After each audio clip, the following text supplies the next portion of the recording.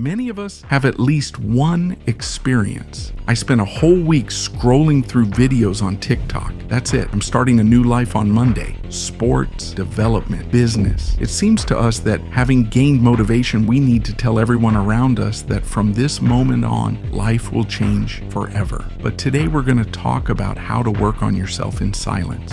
Come back as a new person, stay motivated for the long term, and why talking about these plans can negate everything. Our life is usually divided into two states. During the periods of decline, we don't want to do anything and remain silent. And in moments of recovery, we are overwhelmed with enthusiasm and we share our plans with others. But what happens when you start telling everyone about your grandiose plans? The level of dopamine in the brain increases dramatically. This is the hormone of happiness. However, this approach kills any start. The first mistake is to fantasize a lot. It's harmful. At some point, the brain gets used to it. It makes no difference to him whether you've really achieved your goal or just imagine giving yourself an interview about how well you've done. You imagine the scenarios of your life and decide whether to act, but 99% of these scenarios never materialize. Instead of thinking, start acting. It is important to understand that any action leads either to success or to experience. And dreams and reflections only lead to disappointment and fatigue. Constantly seeing the perfect results of others on social media is demotivating. But it's important to remember that every successful person started small. In order not to give up, limit entertainment content to a minimum. Spend the rest of your time working on yourself. Do something silently without telling anyone. It's much better to come back and show what you've achieved than to talk about your intentions. Understand that even if something is not going the way you would like right now, you will become a better person